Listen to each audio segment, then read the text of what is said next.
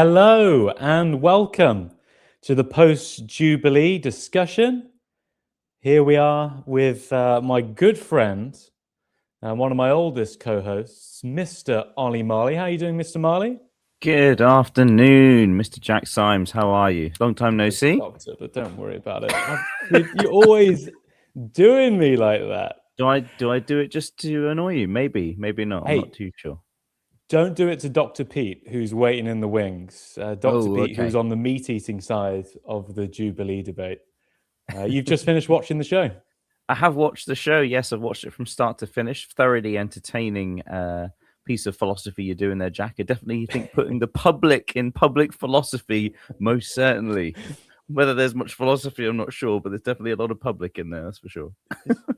Shouting data as well, isn't it? But there's a little bit of philosophy in there too. So we thought we'd do a fresh, straight off the back, as soon as we finish watching the episode, invite people from the vegan creator space on to sort of share their thoughts on the show, and some people from the opposite side who are on the meat-eating side of the debate too. I've literally just came off a flight, so I am very jet lagged. And one thing to say, which I'm about to forget to say, but now I've got it, is that you have to go and watch the debate first. Do not watch this. No spoilers whatsoever. Go and watch the debate. The link's in the description, and then come back. This will still be here. It's not going to go anywhere. So go and treat yourself to that. And now you're back because you've been and watched it. So welcome to the post-discussion. Ollie, your thoughts before we bring on our first guest. What did you think? What's your overall analysis? What did you make of it? Did you enjoy it? I did enjoy it. It was very entertaining, Jack. I think that a lot of public philosophers, I think, would probably struggle in your position. I think in that kind of format and setup. Don't just glaze me. You're not here just to big me up.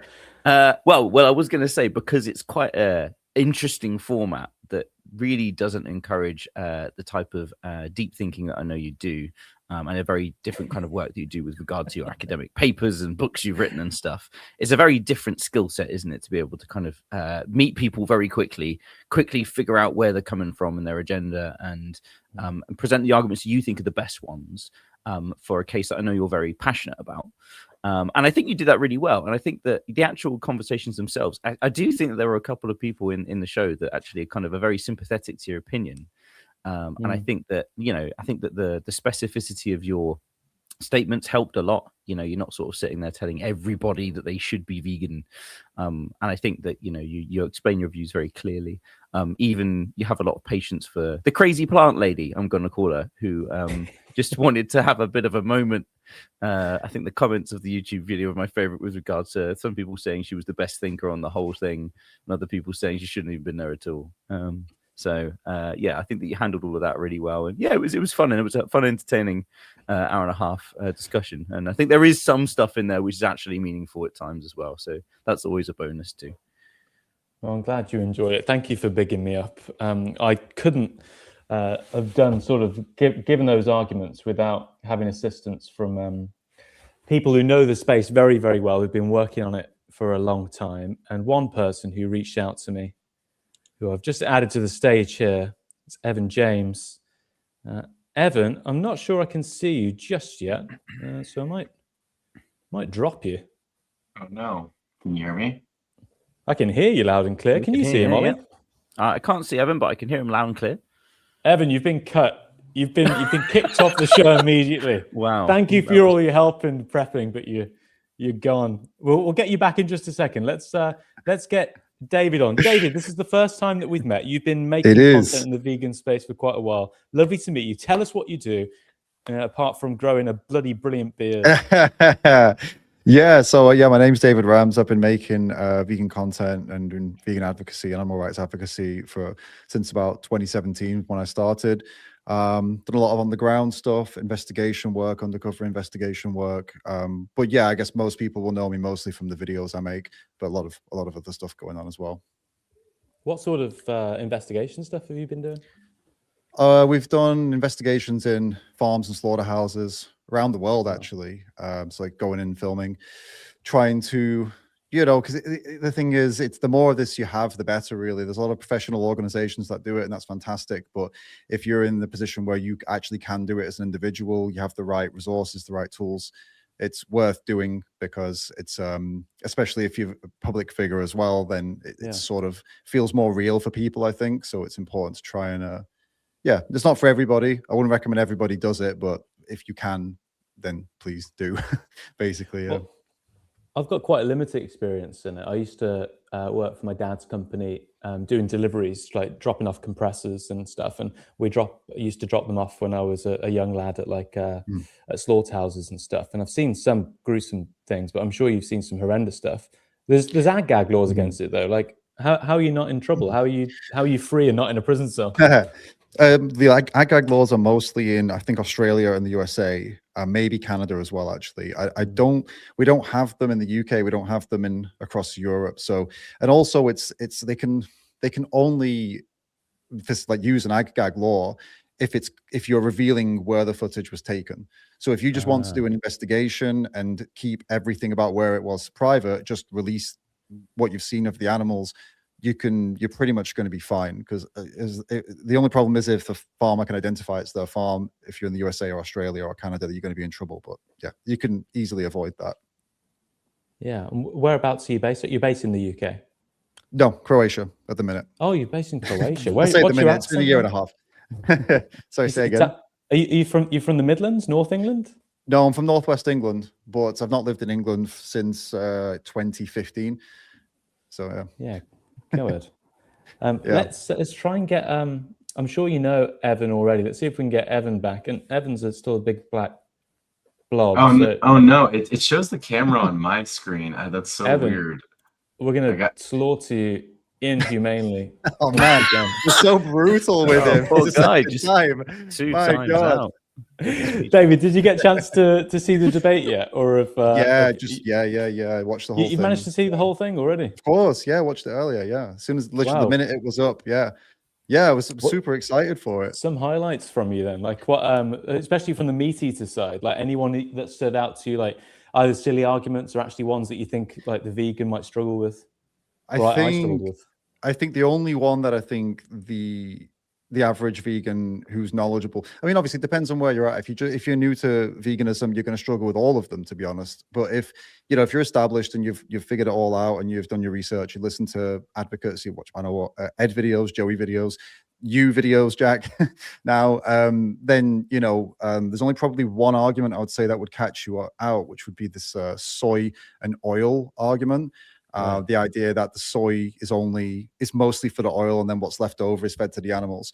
It's not true. It's a co-product. So if it weren't for animal agriculture using the soy would not be used as much for the oil, because it's not even got a good yield compared to other sources of oil that they could use. The only reason they're using it is because it's beneficial across the board for profits, right? So if one fell, like if animal ag fell, then soy would fall in that field as well. And so that was annoying to hear him saying that stuff, that it's a byproduct. It's the same thing as leather. They say, oh, leather's a byproduct. It's not, it's a co-product.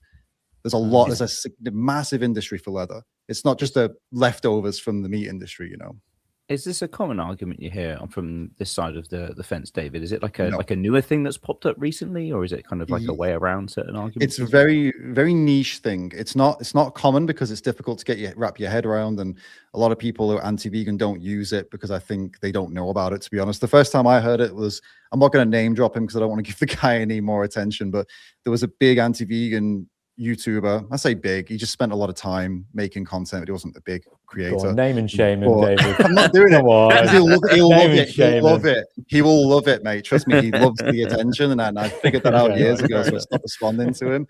But yeah, my friend Chris Hines, I don't know if you guys know Chris Hines, but great actor, great advocate. He did a massive debunk on this, and it's probably on his channel actually. Maybe I can send you the link later. He gets really into the weeds on this exact topic. So okay, brilliant. Sorry, Ollie, were you about to jump in?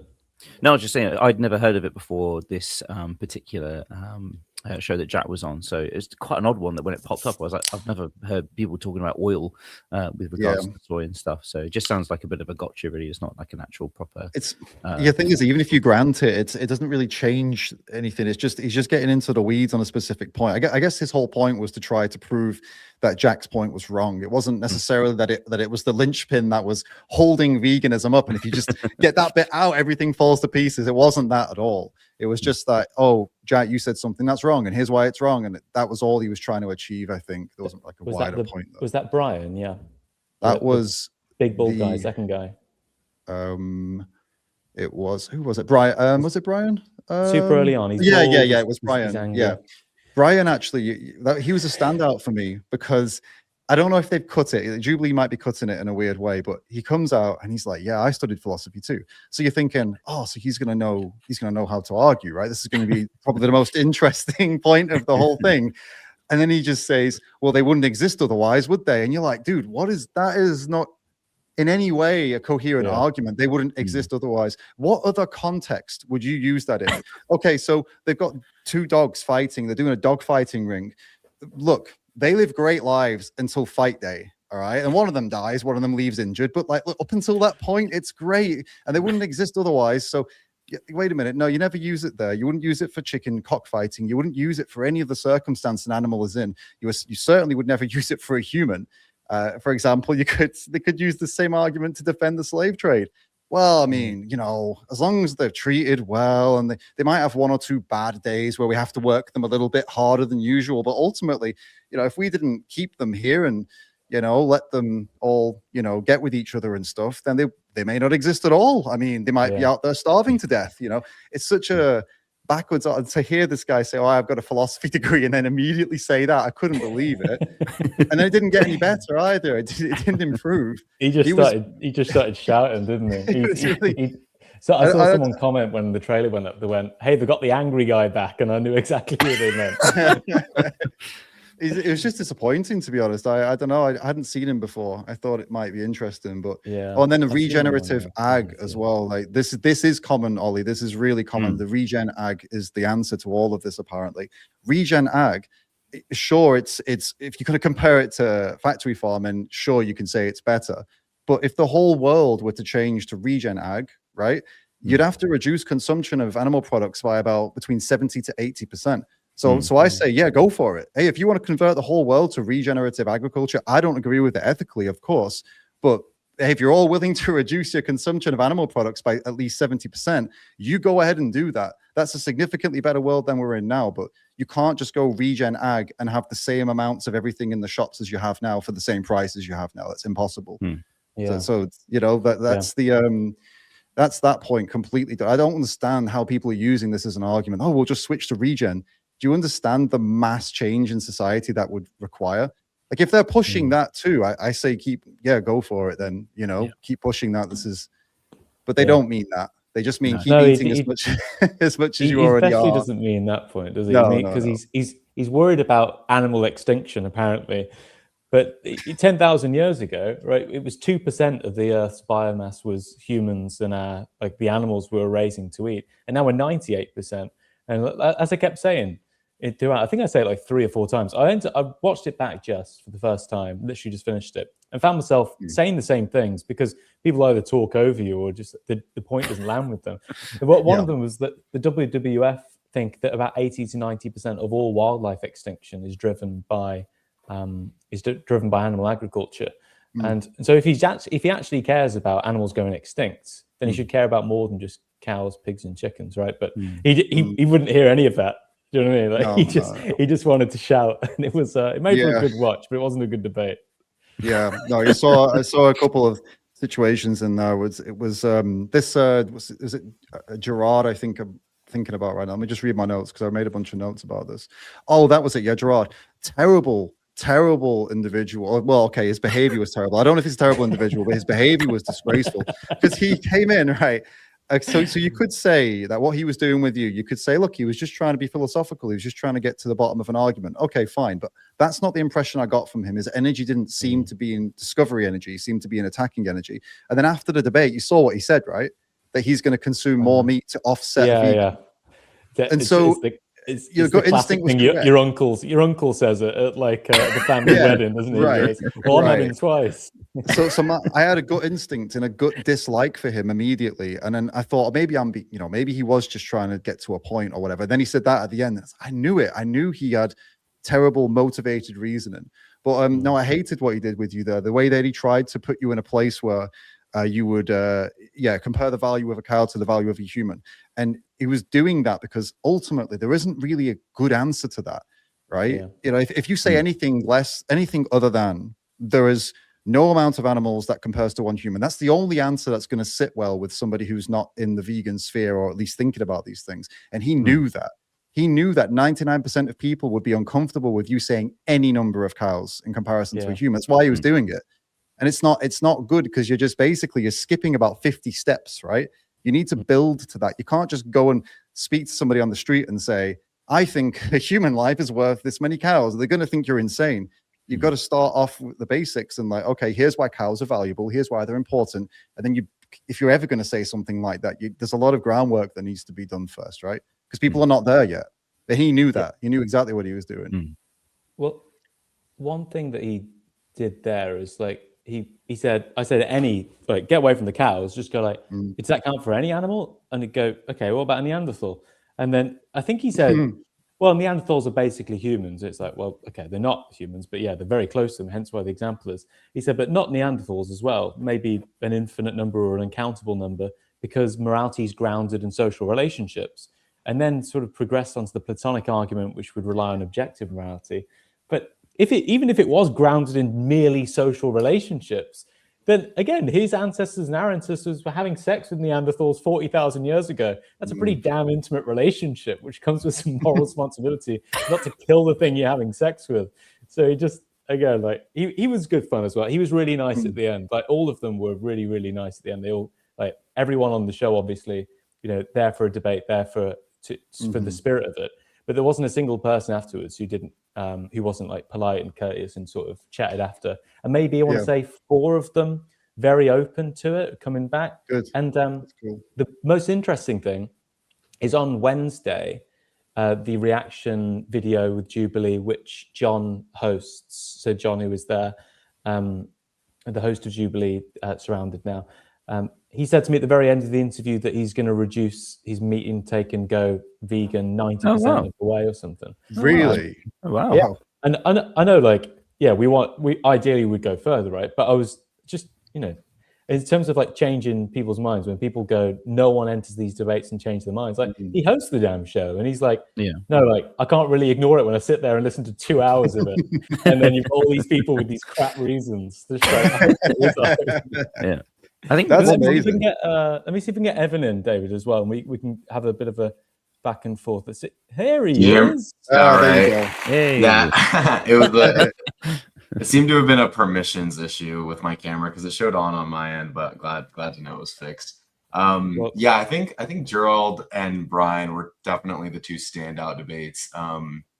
With Brian, it's just frustrating, interesting, and I think you guys touched on it earlier that he said he studied philosophy. But he's been a member, he's been a part of various other Jubilee debates before, and he's like a big proponent of misinformation. He's like huge against vaccines or like scientific information regarding those Evan, things. say, as well. could you say, for those who don't know who you are, and obviously we know you well, but you're a Jubilee veteran and vegan content creator, right? How many Jubilees have you been on? Yeah, I've been on, so my name's Evan. I am a content creator, mostly political content creation, but I do vegan stuff as well. I've been vegan for 10 years now. I've been on quite a few Jubilee videos. I've been on about 3 surrounded videos, as well as a few middle grounds, mostly just in regards to politics, but yeah. What did you make of this one compared to sort of the ones you've been on before? I admit I haven't seen much of Jubilee in the past, so you're definitely our expert here. Right. It's pretty par for the course in terms of how the discussions end up unfolding. You get a lot of people who just kind of come in maybe more curious than they are coming in with like a specific argument that they want to deploy. A lot of times the discussions derail entirely from the claim at hand. So I think there was so much focus on religion at the time that the claim was technically about factory farming being one of the worst crimes in our day and age. So yeah, it was pretty par for the course. You get a few standout people who are loud and interrupty or try to go for the crazy reductio, such as the one regarding how much lives do, or how many cows is equivalent to a Jewish person's life. That's typical Jubilee behavior. What's the actual answer, Evan? Let's put you on the spot. Well, I think you could just answer with that. You don't even need to have an answer to that question to know that it's not. You're not going to get away with that. I know.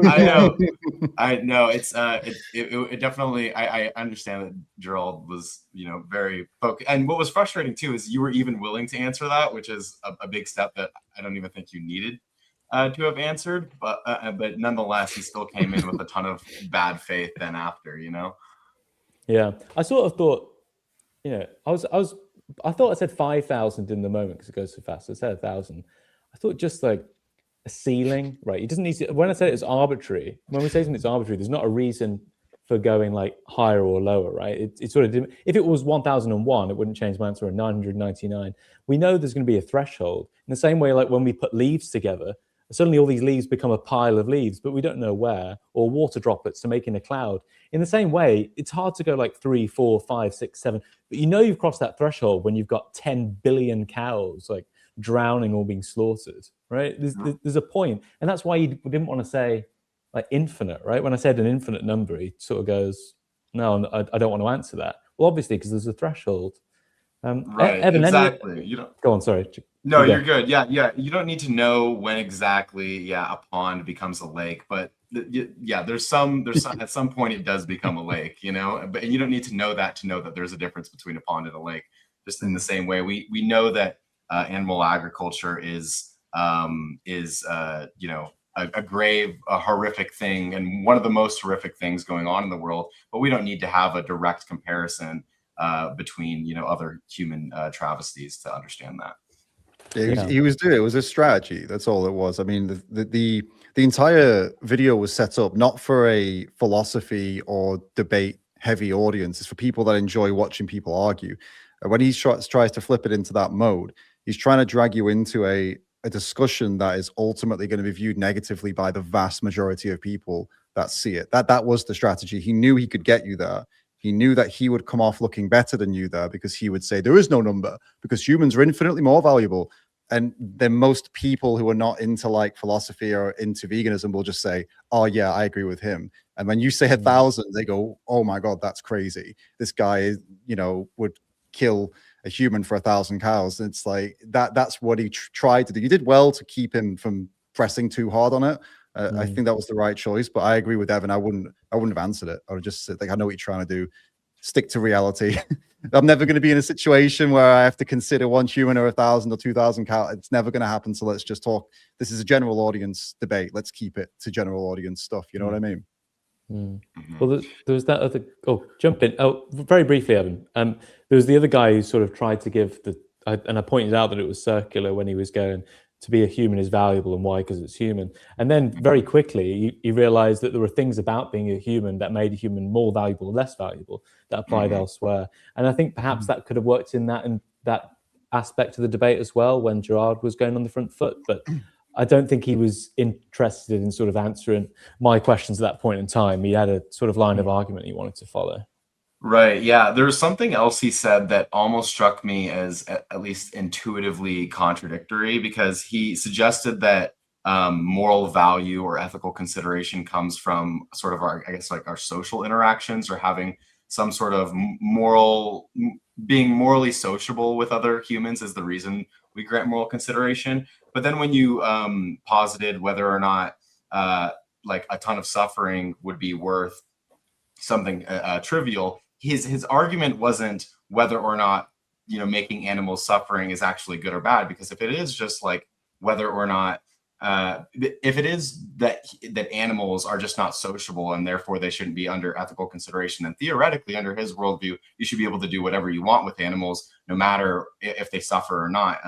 But it wasn't that he took issue with; it was whether or not eating meat was "quote unquote" trivial. Whereas it seems to me, under his worldview, it shouldn't matter whether or not it's trivial to eat meat. It should matter whether or not they're "quote unquote" sociable.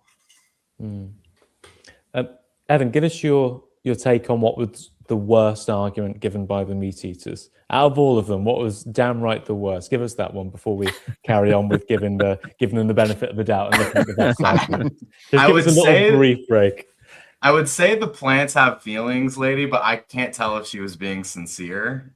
She was doing a bit. Her and Nicole Ashley, right? That's her. And the guy who was like the hamburger guy, whatever, the cheeseburger guy. They were both doing a bit for sure. Right. They weren't being legit. Yeah, I think anyway. I don't know.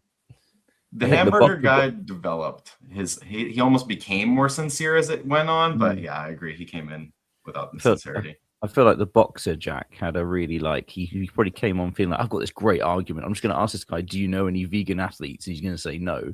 And the fact that you named like 3 just off the top of your head, he just was completely befuddled. Right? Yeah, he was completely befuddled and was like, I think just like fell in love with you instantly. It was like, I just want to have a beer with this guy. This guy sounds great.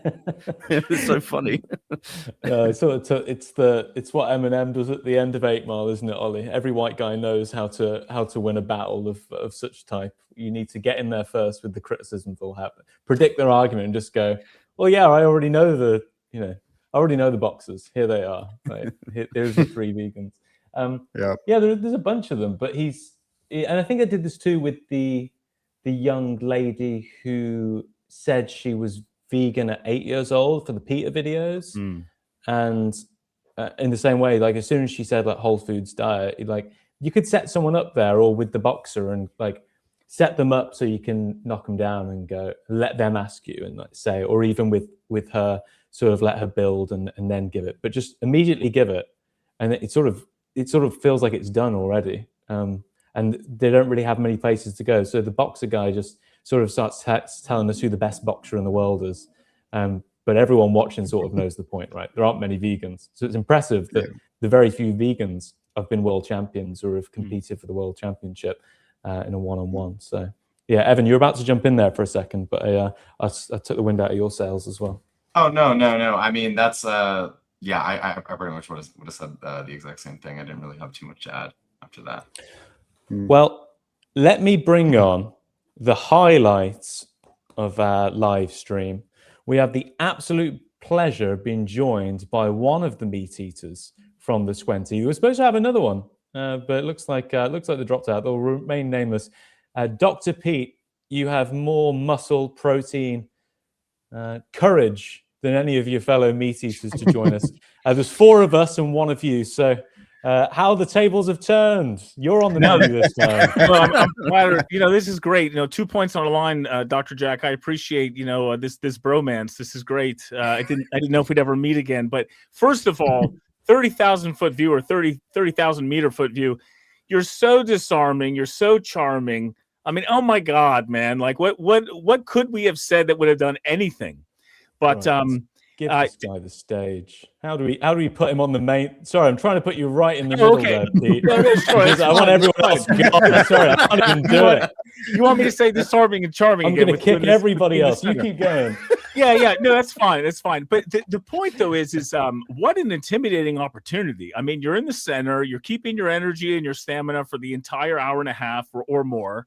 I don't think every bit was recorded, to be honest. I think some of it might have been missing. I'm not sure. But in any case, he obviously kept your energy. And just to tell you guys, because we're reading for the first time, and most of everyone here has just wonderful accents, which I'm so jealous of. I'd be such a much more successful ER doc giving bad news if it was with an English accent. But in any case, I'm a hybrid. So I'm a vegan like 2/3 of the year by religious reasons, though. So I'm a Greek Orthodox Christian. I'm an emergency medicine doc, and I mean I've been fasting since I was 7.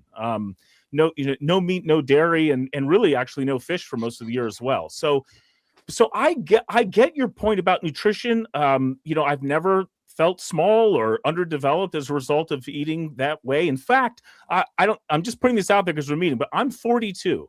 I have 4 kids.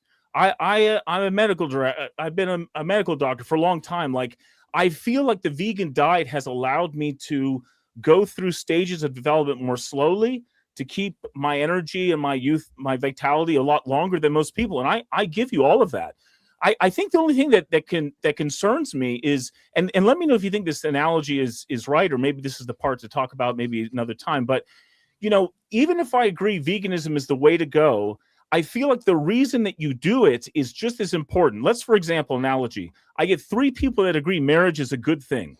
One says it's for taxes, one says it's for love, and the other one says it's just for procreation. Well, the guy that's doing it for taxes, he gets the tax benefit, but he might not have a good relationship. The one for procreation, he's having affairs all the time. And so I guess what I'm trying to say is, is this good? So I guess what I'm trying to say is, I just feel like in some ways, the only missing piece, and maybe we'll get there, you know, we only had so much time to talk, but the missing piece for me is I just feel like it has to be aligned with something that is aimed at a very high good, so that the second, third, fourth order effects do result in better balance for the world, for the environment, but it can't be manipulated. I feel like I could be tricked into doing something in the name of almost like an Animal Farm moment, just to make a reference, appropriate reference. An Animal Farm moment, you don't want the humans to come back, right? So work your ass off. You know, you don't want the humans to come back, right? So do this, do that. And I don't think you come across that way at all, but I think it's my only concern. But one way or another, guys, I thought the thing was phenomenally entertaining. Jack held his own, and I'm just glad to be back for round 2. That's great. I'm just going to change your name there so everyone knows that you are a meat eater, because you're speaking very positively of the vegans there. You could put in like 1/3 of the year meat eater though, because you know, more accurate, right? Yeah, it's true. But can I ask this, guys? You're talking about the cow analogy, and I'll say this: it even gets worse. What amount of money would you sacrifice for a human being? And in the ER, I've been in some pretty delicate situations, specifically the Amish community, where they will have a person that's in the ICU. And because of money issues, because they pay cash and they only have a limited amount, they will let that person go. And I have to say, first pass, it's interesting. I've been in big groups of docs talking about these M&M situations, morbidity, mortality discussions. And I have to tell you, budgets are very freeing. Necessity is freeing. And sometimes if you can frame things in a way that say, hey, we just can't do any more, or this is, you know, it allows you to see what the answer should be. So I would say, you know, whether it's cows or dollars, it's almost more of like a necessity, like a resource issue that maybe answers the questions eventually. But you know, whether we want to go into that, I'm not sure. But just wanted to put it out there. That's interesting. There's you should move to the UK, Pete, where we've got National Health Service. You don't have to sacrifice your loved ones on the hospital. Well, that's a conversation for another day. It's a great point, but debt also is a funny thing. It's like, is the debt real? Is that resources that someone has to pay later in the future? Future cows, you know, future lives sacrifice. I don't know. It's a funny thing that the idea that we can borrow from the future is a concept, and some people just say, hey, if I don't have the resource, I don't make the decision. I don't buy the dessert. I don't buy this building, etc. But I don't save this life. Other people say, no, we're going to borrow from the future. Sometimes that can take down a community. So, well, I'm contractually obligated not to debate you, Pete. So I'm going to let David and Evan come in here. David, do you want to kick off with what are your thoughts on, I guess, the economic argument there, and perhaps Pete's leaning towards veganism? Yeah, one of my questions that popped up was one of the ones that I thought you might have asked, Jack, actually during the debate.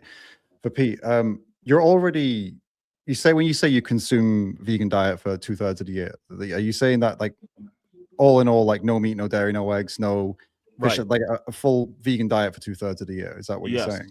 Yes. So that being the case, and that's because of religious fasting, right? Yeah, like 49 days to Pascha, to Easter. You know, I actually celebrate next week. I'm not on the same calendar, but yeah, that would be the reason. My whole body is aligned. My metabolism shifts all towards this primary event of celebration in the week. Yes. Okay. And tell me, what's the reason to not make it the whole year?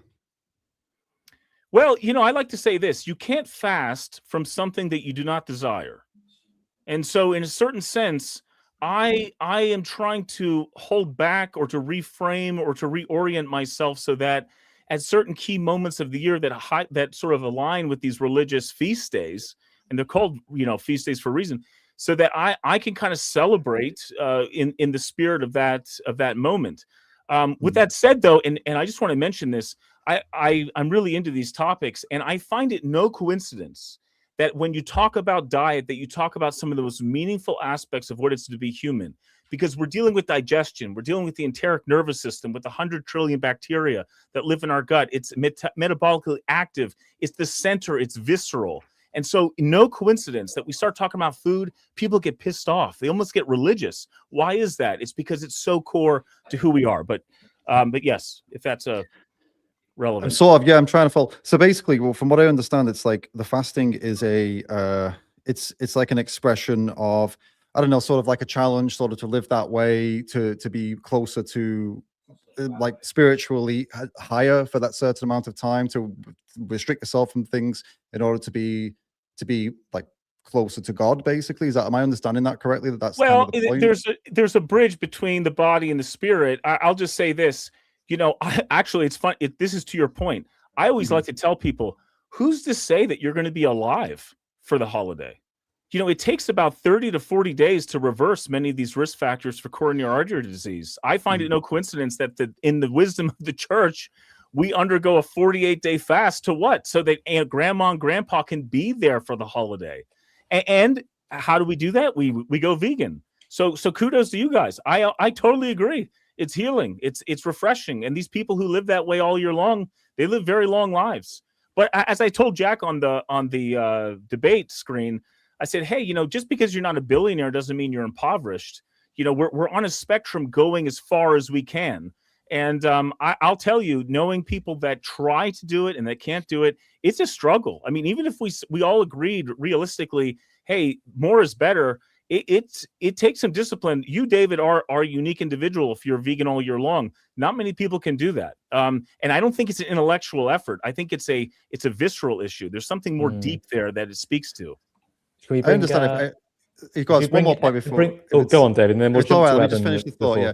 No, I understand, like, throwing it out to society. I understand there's various different mental barriers that people have, and there's lots of different things that we've got to get past, and religious beliefs, cultural beliefs. I understand that element of it, and obviously financial limitations, relearning how to eat, all these things, new recipes, all this stuff. I'm totally aware of that. But for you, Dr. P, you seem to have all that worked out because you're already doing it 2/3 of the year. You come across as somebody who's quite successful, quite confident, educated. You seem to have kind of figured all that stuff out. So that's why I'm curious as to, like, what exactly, considering you already agree, you see the benefits, you know the ethical reasons for it, and I would assume that you agree that it's your 2/3 of the year that you were better for animals than that final third of the year. I'm sure that's not controversial to say.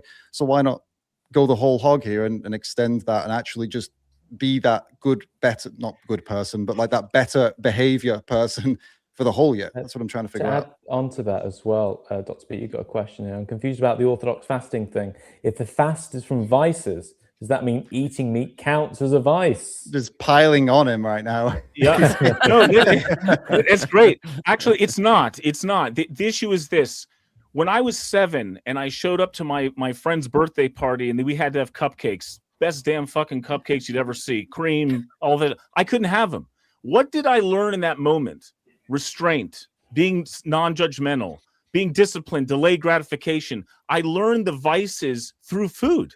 And I did that many, many times so that by the ancient age of 10, I was over it. I had mastered it. I'm telling you. And if you do this at an early age, by 18, what employer doesn't want someone that knows delayed gratification, patience, hard work? I mean, it's mind-blowing. So they better hire a vegan then, basically, because that's what vegans do. Yes, forever though. I agree. Well, I agree. I was going to say, it sounds like you have the qualities of patience and discipline that would, make it easier for you to go vegan 100%. Exactly. No, Evan, you're right. But I will say this too: is that it's almost like an inflation issue. You ever go to like have a university class? They say everyone needs to read this 1,000-page book tonight, and everyone raises their hand the next day when they say, "Did everyone read the 1,000-page book?" Everyone raises their hand. Yeah, I fucking read it. No one read it. And what I'm trying to say is, it's almost like the vegan thing is for such a select group of people. We call them monks, by the way, and monastics in the Byzantine world was like 10% of the population. We're talking about like black belts of society. They could do it, but everyone else was kind of failing. And so, David, you know, you got this beard already, man. You're like a few steps away from going to Mount Athos yourself, being a monk. Don't deny the calling. But the point is that not everyone can do it. And I will say, by me not doing the meat eating thing for a third of the year, I don't eat that much. And Jack, you brought this up during the debate. I wasn't able to respond properly, but we have an obesity issue in America, and 30 to 40% of the plate people don't even finish. That is disgusting. Not only, I mean, that takes a true American. Number one, baby. You know, we not only overeat, but we don't even finish our plate. That is extraordinary. And so anyway, there's so many things we could do better to reduce this consumption problem. But I agree, man. And if you find yourself vegan all year, you're a spiritual all-star. I'm not disagreeing. So it sort of sounds like you broadly agree with the benefits and even the moral argument of going vegan. It's more of a matter of it being pragmatically or practically hard to change human society's behavior. And I would just say that part of what's so important about even just like vegan activism or having these discussions online is the more vegans that are out there, the more we have vegan restaurants popping up, and the more options become widely available, easily accessible, and the easier it is for just people in their everyday life to no longer feel as though it's like some great disciplinary measure on them.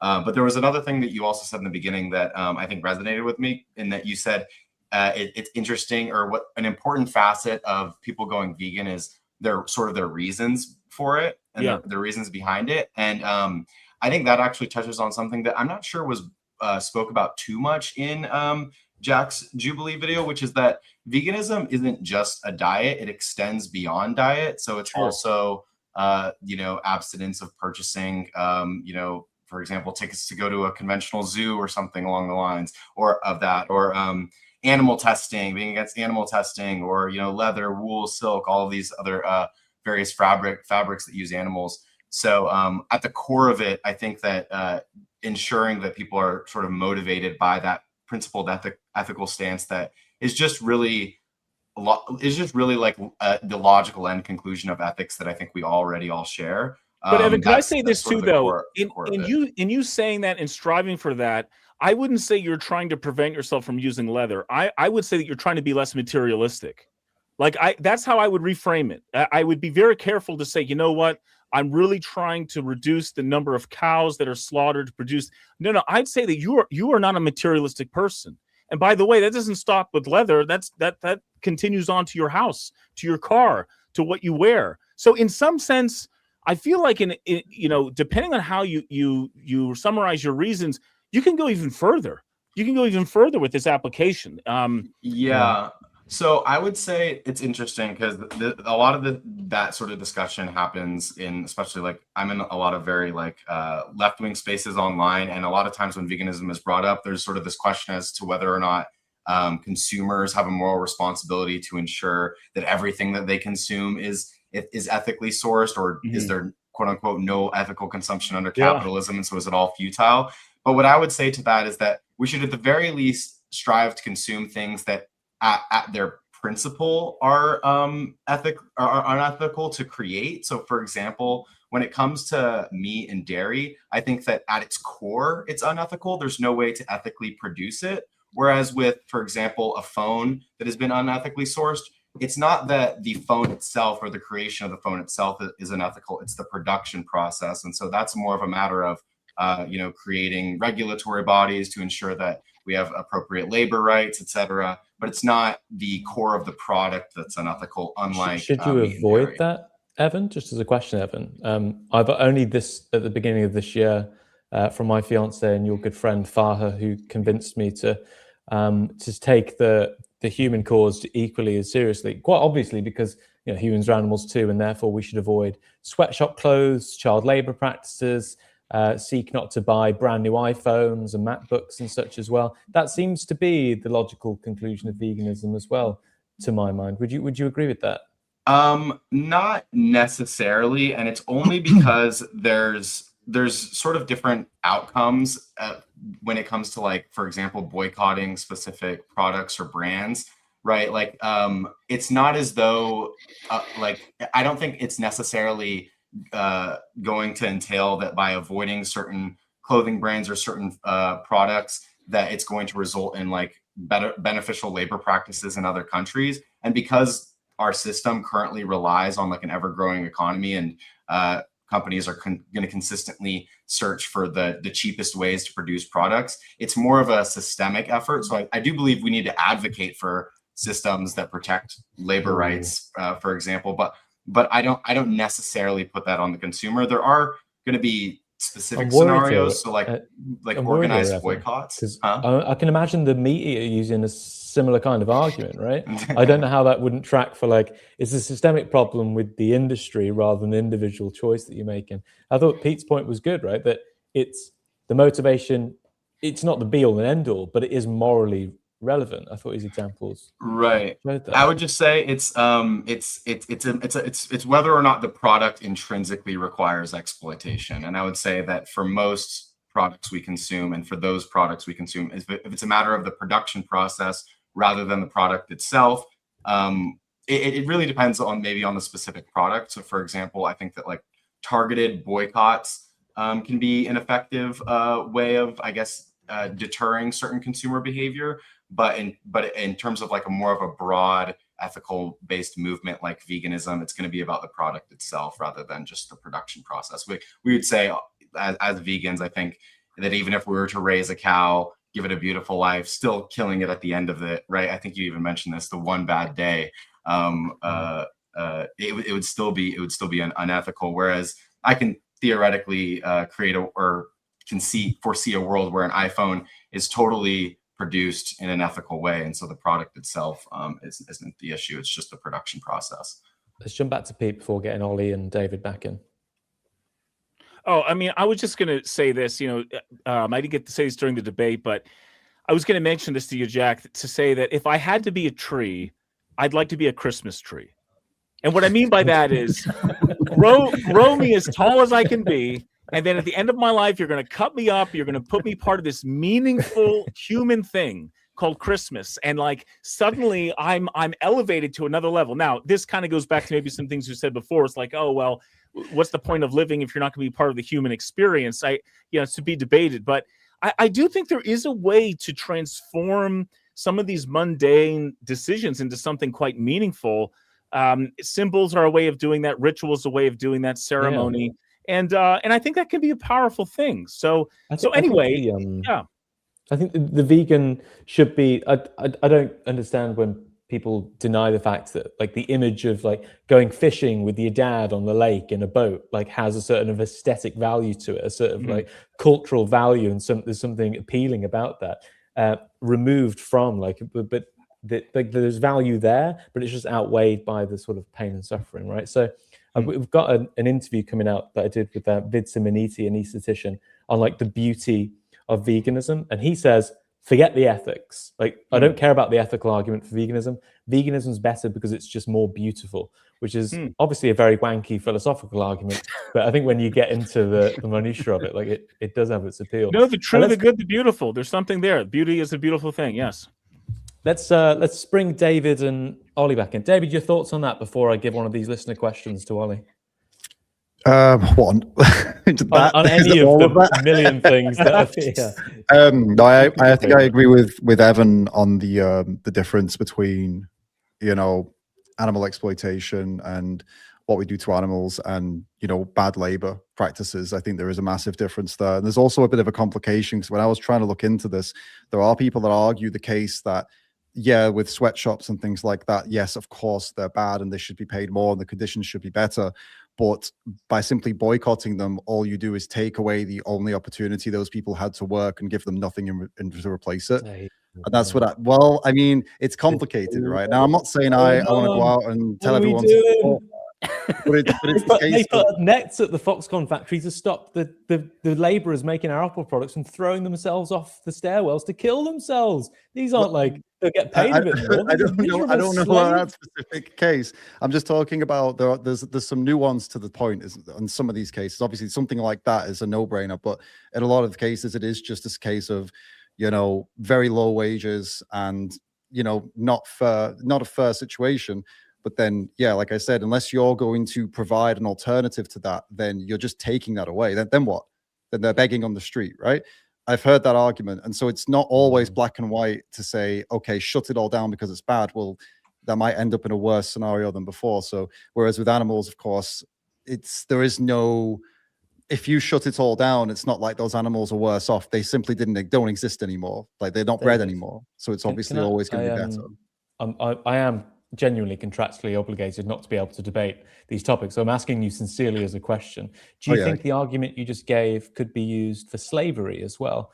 That if we allowed these people to go, then they'd just be living on the streets, but at least we give them a roof and some food and some cotton fields to play in. No, the reason is I would say it's entirely different, because if you have gone and created the market, like you've created the slave trade, there's a certain level of responsibility you have over those people. If you're going to free them, it's your responsibility to now help them readjust to normal living again. You can't just leave them on the street. Whereas with these individuals working in some faraway land, you've not, done this, right? But when you take your money away, you are abandoning them. So that's what I'm saying. If we can find a way where we stop all sweatshops and we create the alternative, then stop them immediately. While there's no alternative, it's just more vague. Can I also quickly steelman David's point? I think the question isn't whether or not there's just this binary of someone having an exploitative job or being on the street. It's whether or not your consumer choice to either consume that product or boycott that product will actually result in the third ideal alternative, which is them having appropriate labor regulations and appropriate pay, etc. So the question isn't, we obviously want, for example, people in the Congo to be well paid and not be exploited for their work, but is boycotting the iPhone going to actually result in that, or is it just going to result in these factories shutting down and the conditions don't actually improve for the people? Let me bring the wonderful Mr. Ollie Marley back in. Ollie, I hope you've enjoyed the discussion so far. If you haven't, then let me ask you this, Ollie. Through the words of Adrian Gray comedy, they enjoyed the debate, but they're worried that there might not be a difference between someone having sex with an animal and somebody eating one. They can't find a difference between them. And so Adrian Gray comedy, maybe the name's given this way now, maybe they spend their days doing both of these things. I haven't very much enjoyed the conversation. It's been fantastic. Only criticism would be, I think everyone's just a bit too civilized and agreeing too much. I was trying to disagree. I was fighting my own. So what we're talking about, moral differences between someone having sex with an animal and eating one. We discussed this before, didn't we, on one of the after shows for the podcast? And I mean, obviously, it's a pretty gross question. Definitely feel like that there's a big question here about animals not consenting to that sort of thing. I think for both, I think, that's definitely a part of it. Animals, obviously, as we've studied when we looked at like Christine Korsgaard's work and the work of Peter Singer, I think Christine Korsgaard uses the language of have species-specific behavior. So animals should have the right to kind of engage with their instincts and what they kind of naturally do.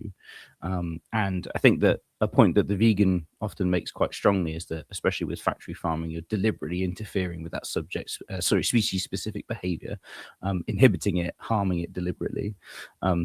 And I guess you could use a very similar argument against someone having sex with an animal. I mean, obviously it's a form of exploitation for someone's personal gain. I'm not sure where you want to put it on the scale of, obviously killing something is probably one of the worst things you can do to it. I don't really want to get into that conversation, really. I think both are pretty bad. I don't know why they struggle to find that argument out there, though. That's a bit of a funky one for me. Ollie, can I ask you a question? Go for it, Dr. Pete. Yeah, there's been this famous documentary, I think it was called Black Fish. It was about orca whales in captivity. Yeah. And the idea is in theory, an orca whale survives for many years in this giant bathtub, but it was meant to swim hundreds of miles in a day. And they're basically saying, hey, we are putting this thing in captivity. I'd like to take that same point to like every pet on the planet. Is there a level, or is there a point where this concept of exploitation sort of applies even the domestication of animals, even though we're feeding them and petting them and loving them really as best as we can? I had a friend of mine, it's husky, used to try to like, you know, dig through the floor. Like, this thing was meant to run hundreds of miles. It's walking a mile a day. That was his exercise. Is there something problematic there? And how do we get morally consistent with that set of situations with what you're talking about? Yeah, thank you for that question, Dr. Pete. It's a really interesting question. The ethics of pets, I think, is a really, really fascinating topic that not many people really kind of dive into. You know, the example of the orca whale, that, you know, an animal that normally would swim, you know, hundreds of miles in a day being confined to a small tank. Yeah, I would say that that's inhibiting its species-specific behavior and is a form of harm. I think especially when you look at like animals kept in zoos all over the world, especially in certain places that they're exploited, and historically have been exploited really badly, circuses and all that sort of thing. When it comes to domestic pets, I think sometimes the conversation can be a bit more nuanced. So we've talked about it before, where, you know, human beings have bred certain characteristics into domesticated animals now, where actually, you know, some animals may even struggle to exist in some form of wild on their own without any form of human interaction because of selective breeding. You can think of particular types of dogs with that, for example, that may not survive, you know, in the woods for very long. They'd probably just be devoured by other types of animals very quickly. I'm thinking, yeah, something like a Chihuahua probably wouldn't last very long against a bear or a wolf, for example. In which case, I think that conversation has some nuance to it. But I would say that I think ethical pet ownership is a really interesting moral question for the vegan, right? Or for someone who's very much cares about animals. You know, I know many people who are vegan who do have pets, and I think they have to ask themselves some very serious moral questions about, can they give that animal the life that truly reflects its species specific behavior.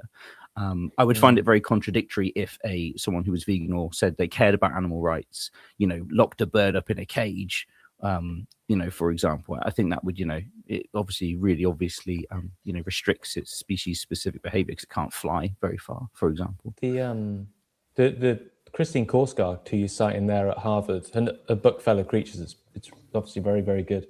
And yeah, she speaks about pet ownership in there, doesn't she, Ollie, in those species-specific ends? I think the most obvious one is that cats and dogs, their owners, people who have cats and dogs, they'll buy their animals' meat still, even if they're a vegan. There's been some great work by Andrew Knight over in Australia, University of Western Australia, who's looked at, I think, 4,500 cats and dogs, and found that feeding them the plant-based alternatives leads to fewer vet visits, leads to longer life and fewer problems with them, better quality of life, and lives longer. And again, that sort of sounds wild to people, right? If you go, they'll try and do a gotcha and go, well, do you feed your dog meat? And you go, no, feed them a plant-based diet. And then, you know, now veganism's gone too far. It just contrasts with like what the research says, doesn't it? But maybe cats is the only one which I'm skeptical about, because the cat's going to go out there and kill wild birds. It's going to bring in mice and whatever else.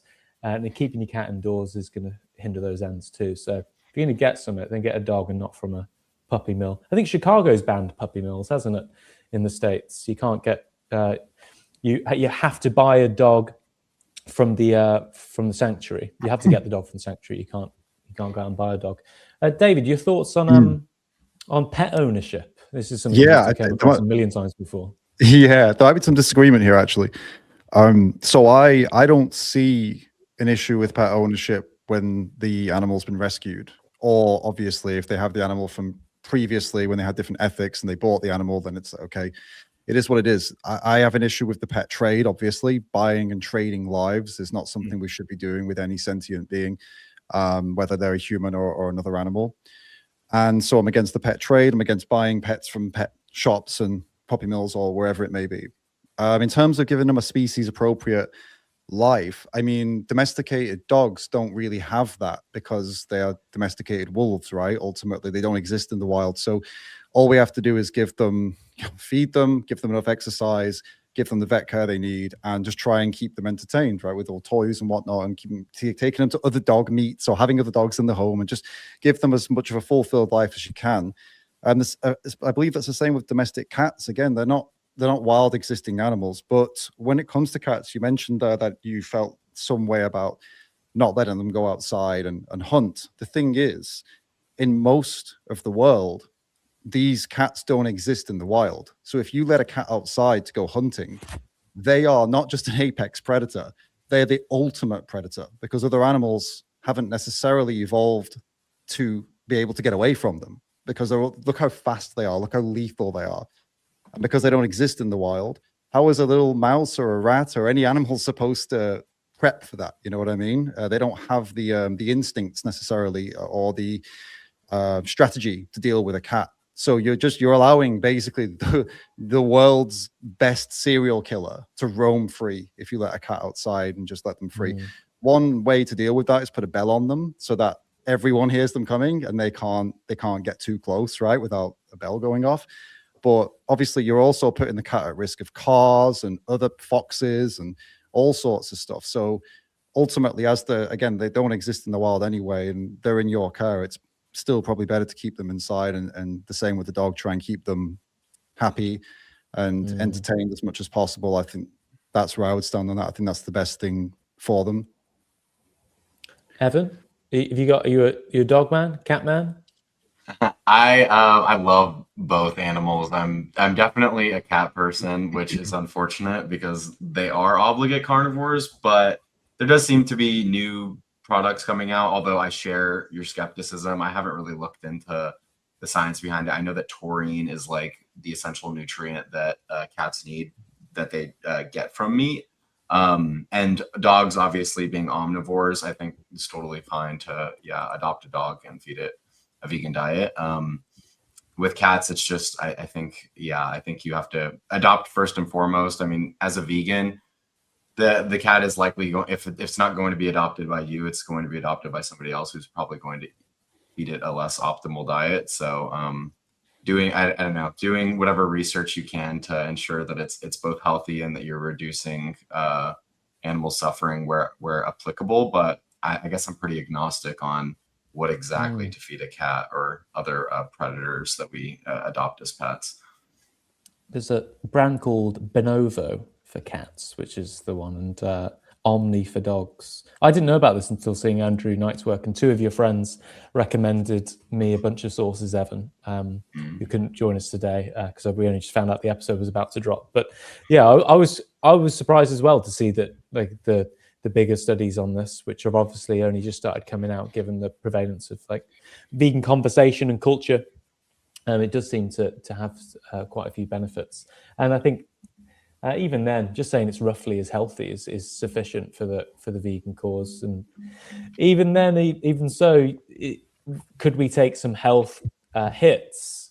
Back to bringing Dr. Pete in here, taking some health hits and being vegan, even if hypothetically it was more unhealthier, or the data pointed the opposite way, I still think the moral obligation might override you.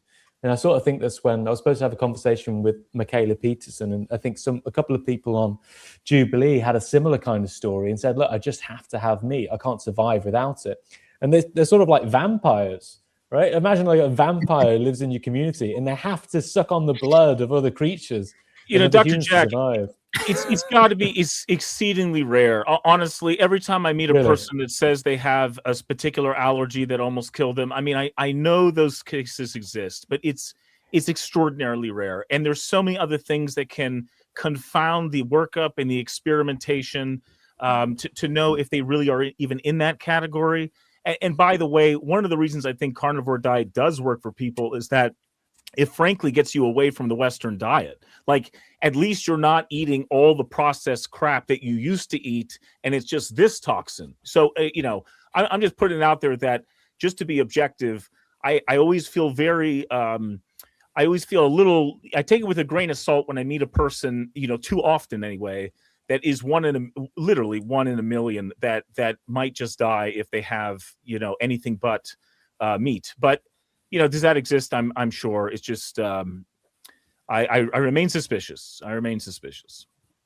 Yeah. Well, it's interesting you said that. I mean, you surprised me a little bit by saying, because I would have thought the odds were even shorter in how common it was, because just so many people do it. Like even in the other Jubilee videos, which they've had on veganism, there's a bunch of people even in them who say, I wasn't able to play piano and I lost my period, and I have to eat meat or else I'm just going to fall apart. And I mean, PCOS, I think that might have been mentioned in the debate, polycystic ovarian syndrome. I mean, that's a smorgasbord of obesity, processed foods, eating all day long. By the way, 80% of our genes are turned on to when we see light and when we eat. That's something that no one ever even talks about. You might actually be able to clean up a lot of your inflammation if you just intermittent fast. It doesn't mean going without days without eating. That just means eating between 10 a.m. and 6 p.m. every day, for example. And then everything gets better coordinated. It's wild, but there's a lot of layers to this onion that oftentimes we run back to. Hey, it must be, I must be benefiting by only eating gold and platinum, and now I feel better. Well, really, it's all the crap that you used to eat that you're not eating any longer. Just throwing it out there, but just perspective. Let's have a little look at one of the first comments that were posted here. Neil Harris, 1972. Hey, you're getting on a bit, aren't you, Neil? Jesus, looking well for what are you now? 52, 53, 54. Do you feel like you're fighting a losing battle against cognitive dissonance? Fellow vegan here. What I thought was really interesting from the Jubilee was the very ends that one guy who came back on, he seemed to agree with basically all the points. Occasionally he'd go, I think that's a bit strongly put, or I think that's not quite what I believe. But when it came down to it, I thought his reasons for not being vegan were just convenience and habit. And I didn't really see anything else there, like how to entertain his friends, and that he has to think for a moment longer when he's in Whole Foods or whatever.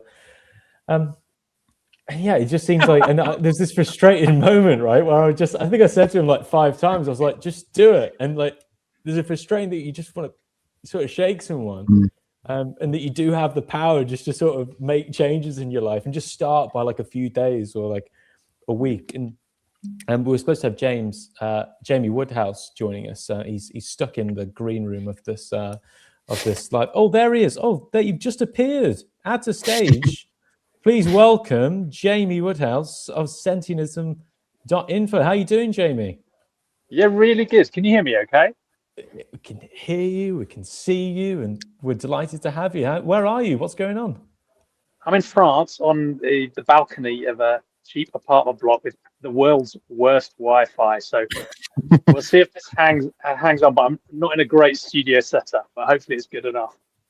Thanks for joining us. You're holding up well. The connection's good. For those who don't know, I guess a bunch of us here in the sort of vegan space as well. For those who are watching, who are you and what's Sentientism.info? Yeah, so my name's Jamie Woodhouse, and it's a slightly weird project. I'm really trying to develop and normalize a completely new worldview. And most people, when you think of worldviews, you will think of religious worldviews like yours, Dr. Pete, or Islam or Judaism, but there are non-religious worldviews like humanism as well. And it struck me that there isn't a worldview that combines a sort of naturalistic scientific way of understanding the world, but also what's called a sentiocentric compassion and moral concern for all sentient beings. So we borrowed this term from 1970s academia and basically created a new non-religious worldview that takes non-human animal ethics very seriously and leads directly to veganism.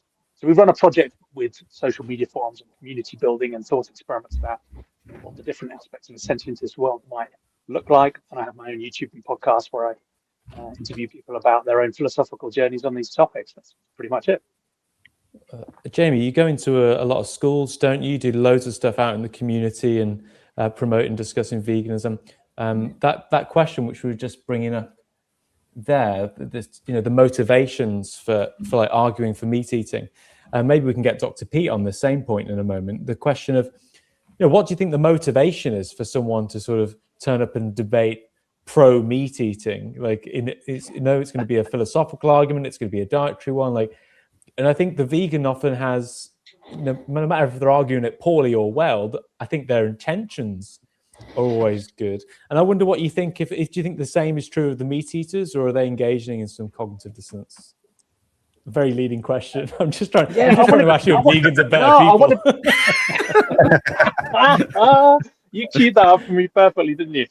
No, I want to be charitable here, right? Because like you say, I work with primarily in religious education and philosophy education in the UK. So I work in schools myself. I work with the teachers too. So I see a massive variety of different opinions around this topic. And so the question in the comments was about, do you feel like you're fighting a losing battle? It can feel like that sometimes because the social norms we're resisting here are extremely powerful. These things are culturally embedded. There are narratives driven by powerful industries. There are links with masculinity and identity, and culture and tradition. These are really strong, powerful forces. So I have a lot of sympathy for the people who are swept up in those things, because I think most of us, we're not perfect truth-seeking beings. We're not perfect moral thinkers either. We're another type of evolved ape who's lucky enough to have this sort of cognitive capacity to think about this weird and crazy stuff, right? But most of us, when we think about morality, think, well, I know I'm a good person.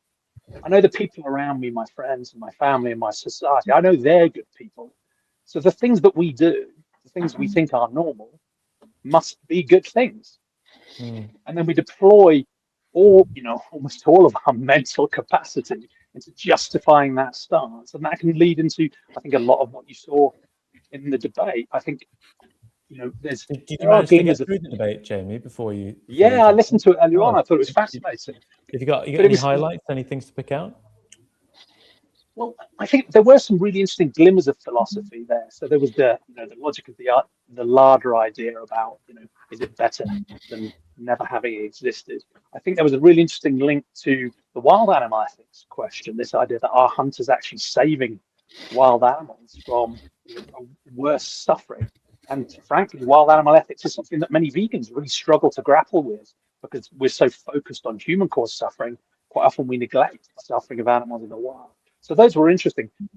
But most of the debate, I think, was really about human psychology and sociology more than philosophy. I think it's more a reflection of the way us humans have been socialized to think and the way we think psychologically than it was actual philosophical arguments. And I felt it was interesting because many of the participants, I think they could sense that when they were listening to each other talk. I think many of the people, I think, Dr. Pete, you put forth some interesting arguments, and no doubt you thought yours were strong. But I think a lot of the participants, when they listened to each other, they could sense some hollowness, right? You're like, really? Is this the best we've got in this argument? And what that leads me to is that on the one hand, this is really, really hard, right? Because social norms are super hard to change, and we don't have much power. And getting these shifts to happen is extremely difficult. So it can feel like we are fighting a losing battle, as the commenter suggested. But the positive thing is, in a sense, almost everybody agrees with us that causing harm to non-humans and humans is intrinsically a bad thing. And it needs, at the very least, some decent justification. So in a weird way, when you think about veganism as a philosophy, I think most humans agree with the philosophy in theory. The problem is one of sociology, psychology, practicality, political will. And I think the vast majority of people, if they'd grown up in a vegan world, almost none of them would suggest killing animals for food. They'd think you're mad. So that does give me some hope. It might feel like we're fighting a tough battle, but I think it's winnable. It could switch really quickly. What are your thoughts that the only patients I've ever met with antisocial personality disorder, that means they're very combative, very disorderly, almost 100% of them have abused animals as children. Oh, wow. I mean, whatever that means, and I'm not trying to, obviously there's a leap there that doesn't apply any longer, but interesting. And second point to what you're saying, sometimes knowledge does not mean compliance. Which is a weird thing. Like, people know they're not supposed to smoke, but 20% of Americans smoke. We have all the rationales to why we shouldn't consume that. We do it anyway. And in a certain sense, I almost feel like sometimes these bogus arguments that my fellow meat eaters bring up is really them just saying, when it comes down to it, I just can't do what I know is right. But that applies to obesity, exercise, I dare say, Dr. Jack, going to church, all these different things. Being nice at the dinner table, all these things. And so there's a certain human element here of just failure. And I'm a human as well, but that also kind of confounds this progress forward. What are your thoughts on that dilemma? I think that's deeply important, because it's quite easy for us to, and a lot of vegans I think do this, right? Like, here's the facts.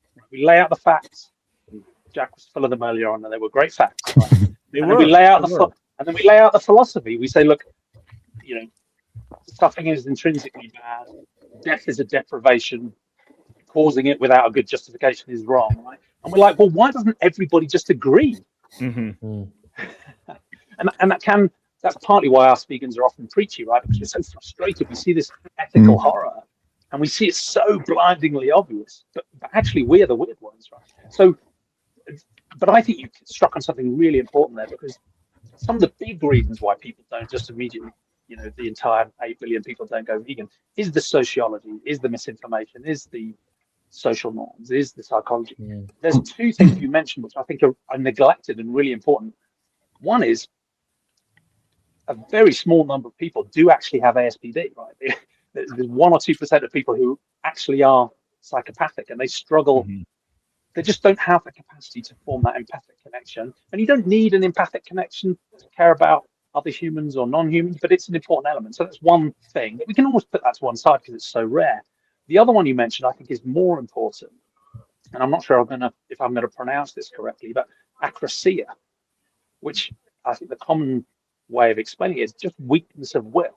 And in a way, it's the most insidious, most frustrating thing about human psychology, as you said, Dr. Pete, where you can hear all the arguments, you can agree with all the arguments, you can see the facts, you can feel they're compelling, but you still can't bring yourself to act. And we all suffer from it. No one has solved the democracy yet, right?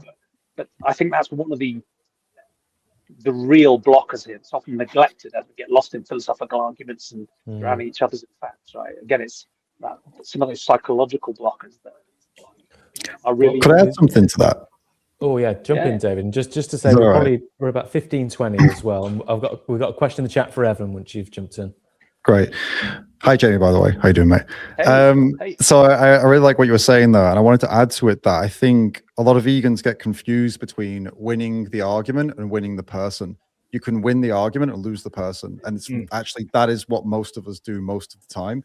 You lay out the facts, you debunk everything, you're solid, you're backed, you're all citations provided, everything's great, but you've lost them.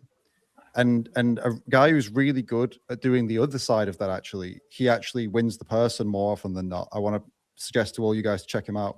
His name's Cliff Grant. He does street outreach over in Ireland. He literally is out every single day talking to people. And by far, he's one of the most successful outreachers I've ever seen.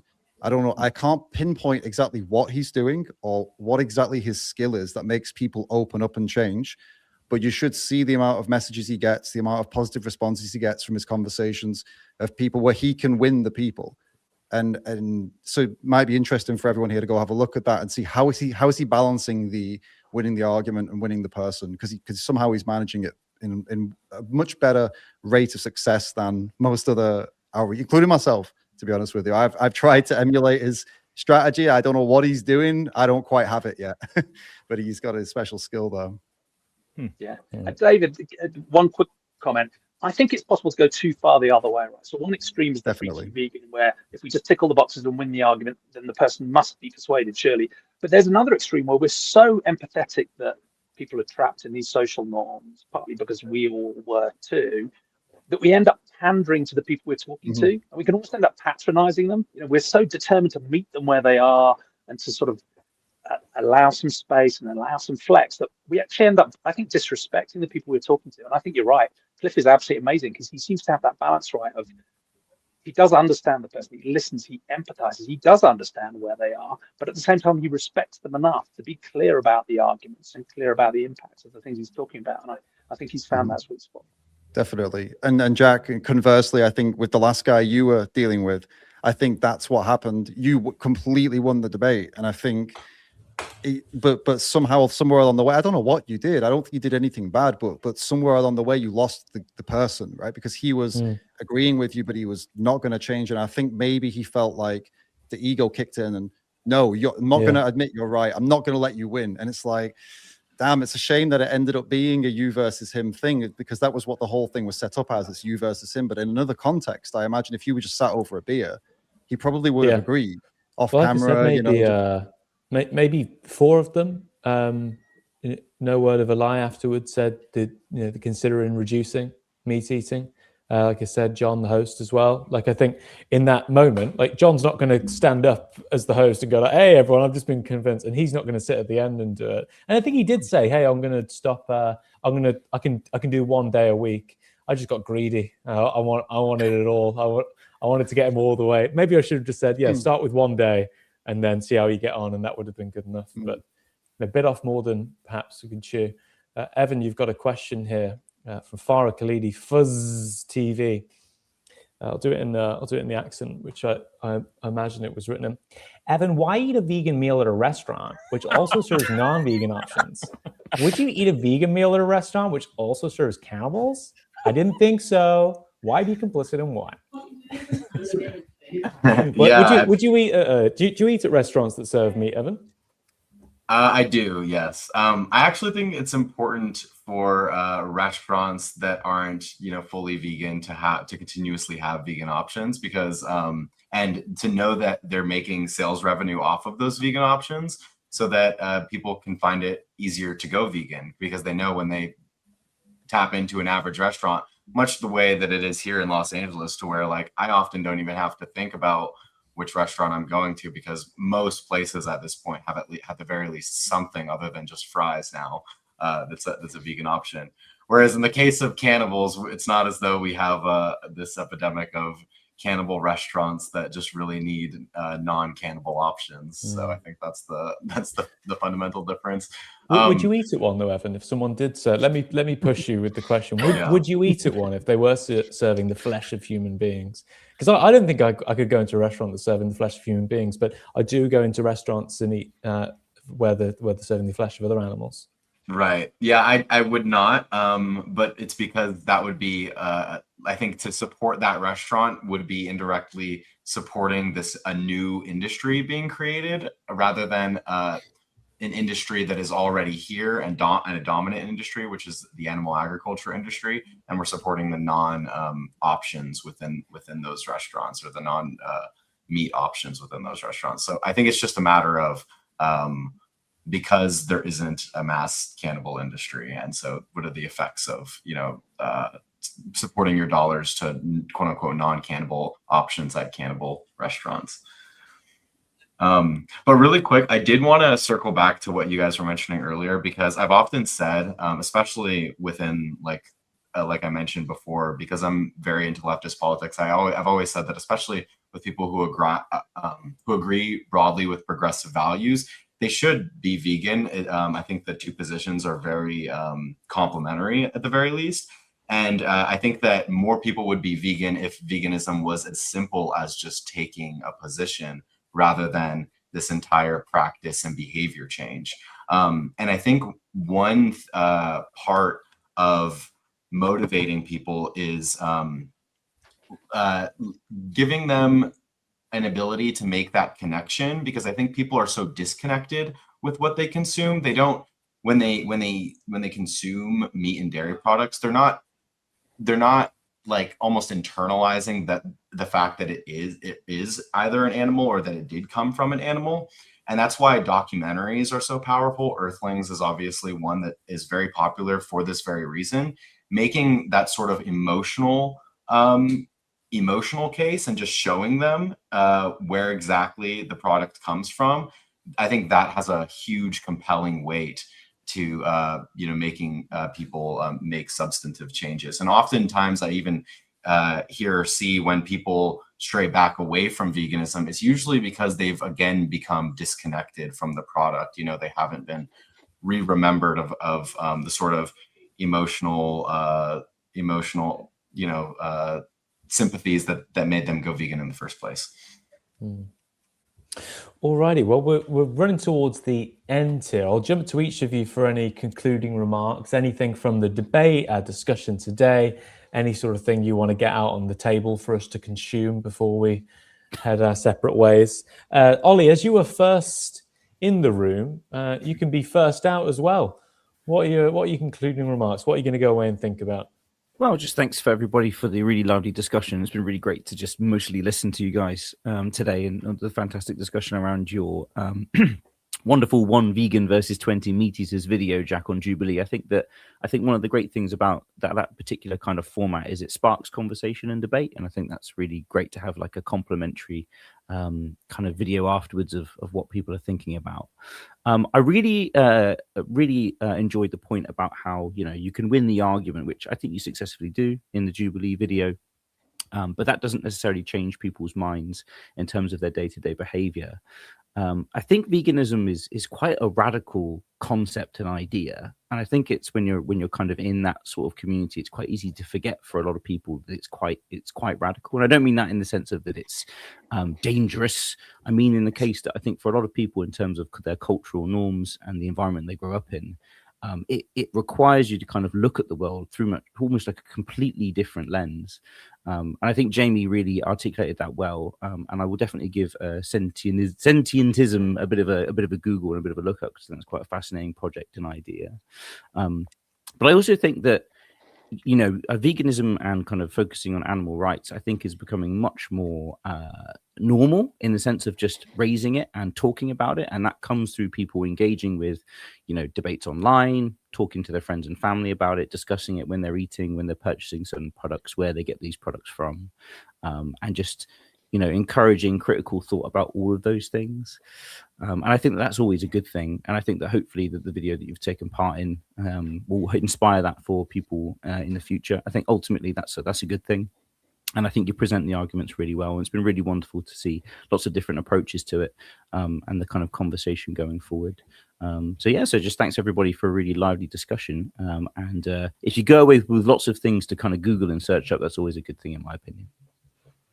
Well, thank you, Ollie. That's going to be a difficult one to top. I'm going to kick you out for now. We'll drop everyone one by one. Everyone will roll out the bed. David, you were next in. Your concluding remarks. Yeah, so the debate was really interesting to watch. I think you did a great job getting all the arguments out, and dealing with some of the more eccentric people there. And you're quite eccentric yourself as well, which I think really helped, because you can match other people's energy and you could talk over them when they talk over you. And I think that was good, to be honest. I think it's what it's needed, to be honest with you. I think maybe there were other people, other names being floated, and I think a lot of other debaters in that scenario would have patiently waited for their turn. And I don't know if that would have been the right thing, because the time is limited and some of those people wouldn't stop talking, and you needed to dig in. And so I think you did a good job. I will give you my final thoughts kind of around your conversation with Mario, actually, and it links into something I wanted to say as well. There was something you said with Mario when he said he values humans because they're human, right? And you pressed him on that, and you said, well, actually, okay, who do you value more, a dead human or a live human? Okay, an alive human. Great. Okay, then. And you went through these different various traits, right?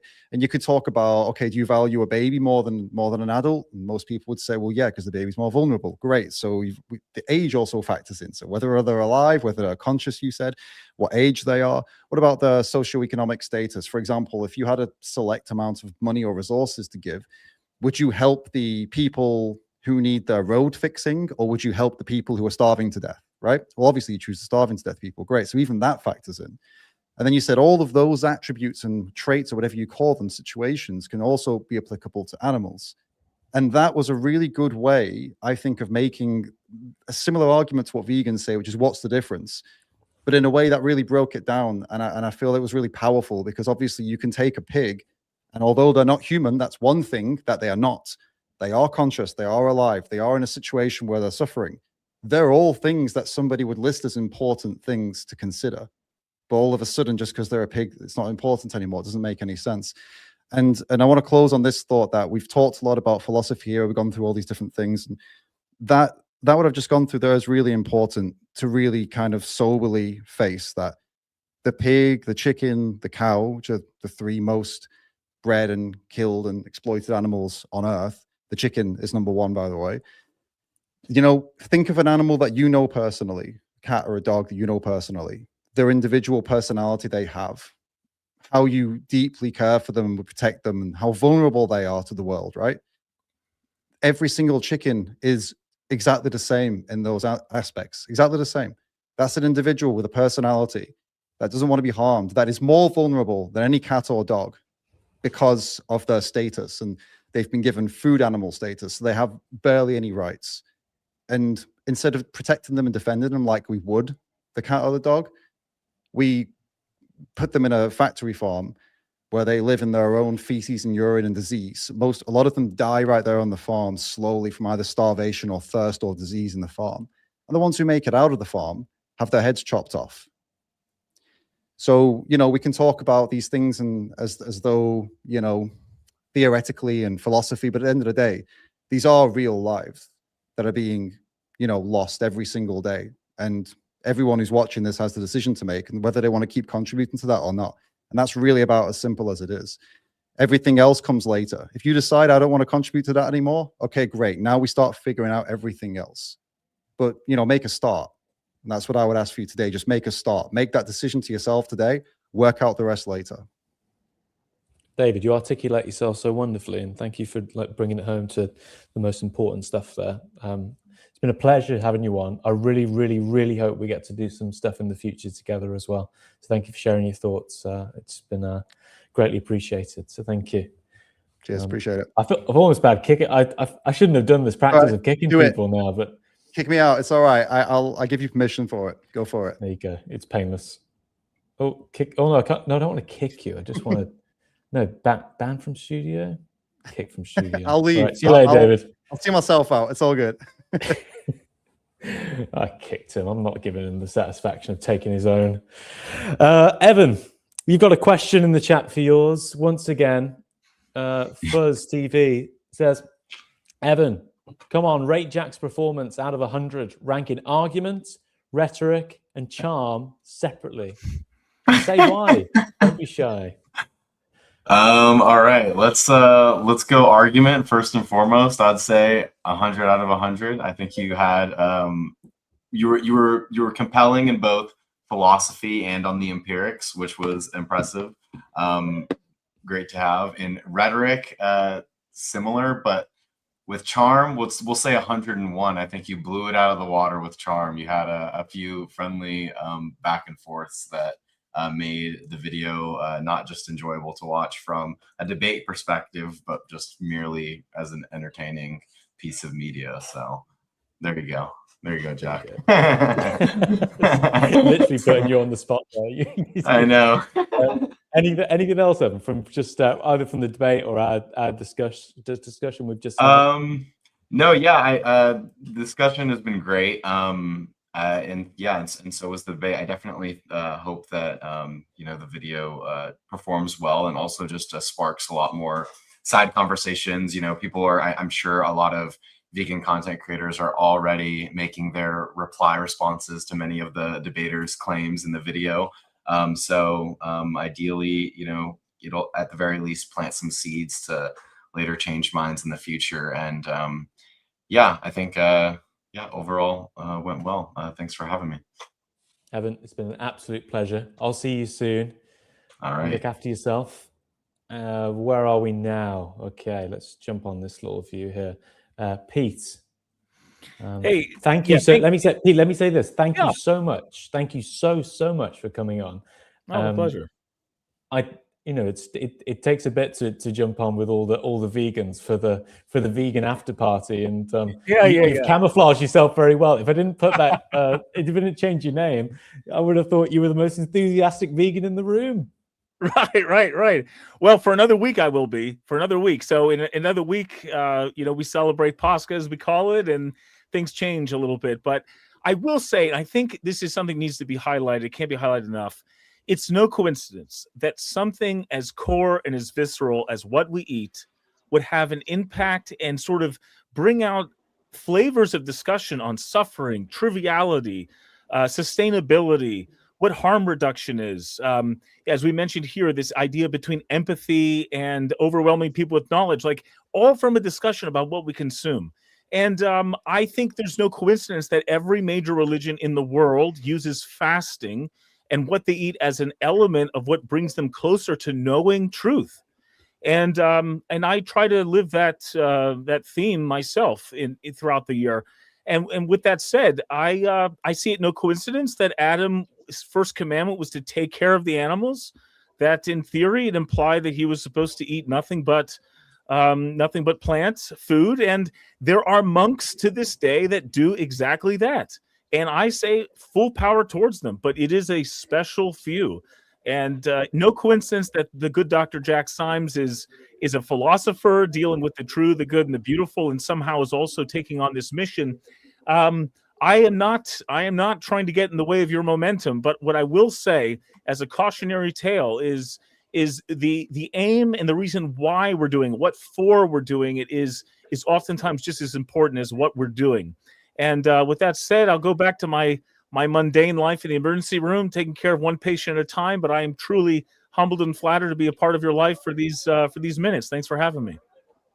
Dr. Pete, it's been a pleasure. And if I end up in the hospital, I hope you're there to save me. You're a great person, and it's been a pleasure to have you on. But great to have you twice in the debate, and once again here. Let's do something again in the future as well, because it's really refreshing to have your honesty, your takes, and good faith sort of discussion. So thank you. Thanks, Dr. Jack. See you. Thanks, Dr. Pete. Cheers, See you, Pete. Jamie. Take care. Jamie, and then there were two. We had a great conversation before I went on the 1v20. You very generously spent a good 2 hours of your time sharing a load of things that you've learned throughout your very many years in the space. So thank you again for that. Did you spot any of your own arguments within the debate? Is there anything you wish that was inserted there? And, if you, after watching it, do you feel a little bit of optimism, or am I a little bit too close to it for thinking that it might change a few people's minds?